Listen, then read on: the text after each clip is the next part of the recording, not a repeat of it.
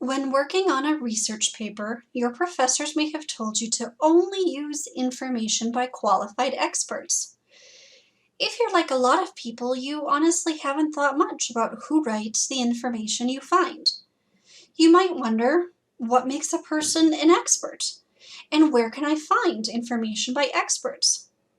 First, let's talk about expertise. Expertise is usually a combination of education and professional experience related to the subject that the author is writing about. Some experts may only have one or the other, but many experts have both. A great place to find expert information is the library, of course. We have tons of peer-reviewed scholarly articles in academic journals.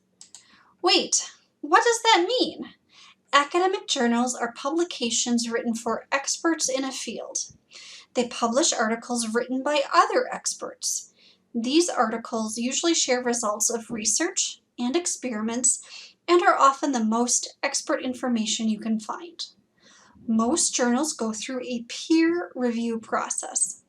Peer review is when several experts read through all of the articles submitted to a journal and either approve them or reject them based on their quality. This process means that you can be pretty certain that the information is high quality.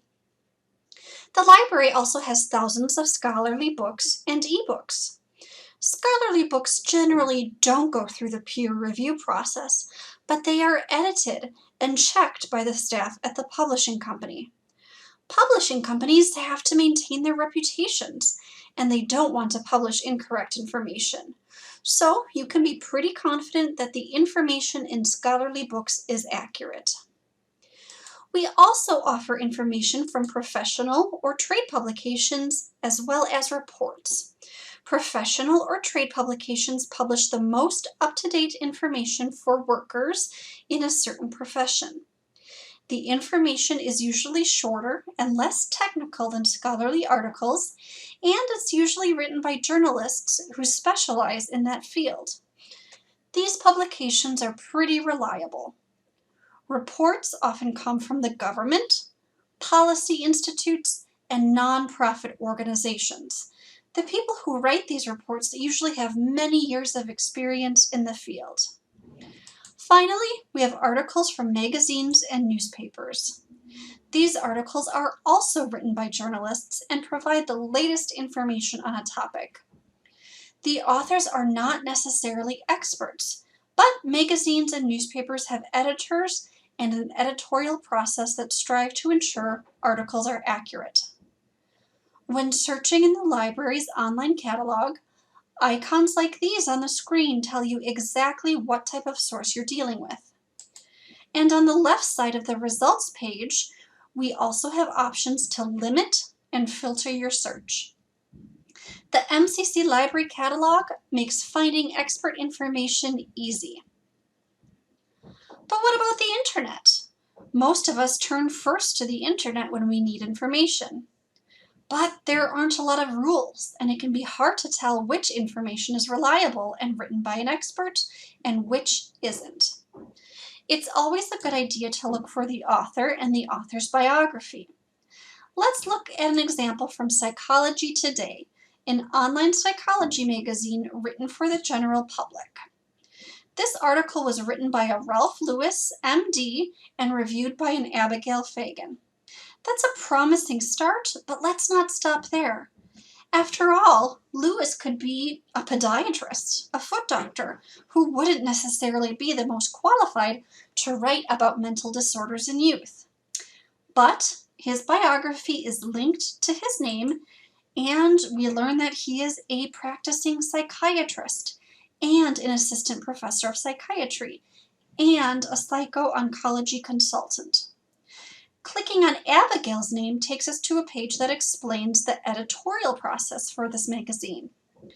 We can feel confident that Lewis is an expert and that the article has been reviewed by a competent editor before publication. If you cannot find an author listed for information you find on the internet, you should be wary of it, unless it comes from an organization like a government, nonprofit, or educational institution. A lot of information on organizational websites does not list an author, like this article from UNESCO.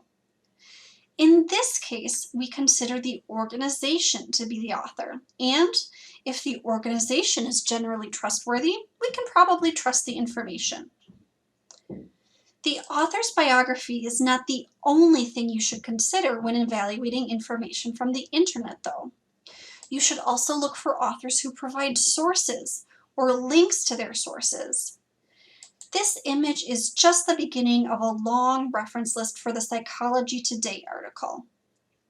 You should be wary of authors who do not provide sources. This isn't to say that the author isn't an expert, but it means you should proceed with caution and try to verify the information elsewhere. In the same way, you should be wary of authors who only cite information they themselves have written.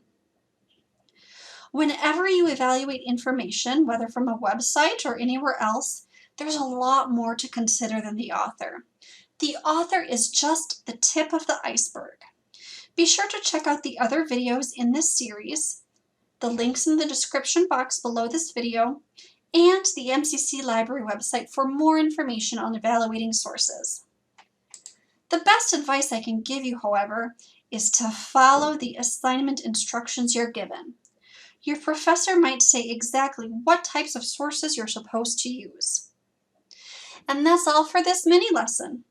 Thanks for watching, and be sure to check out the other videos.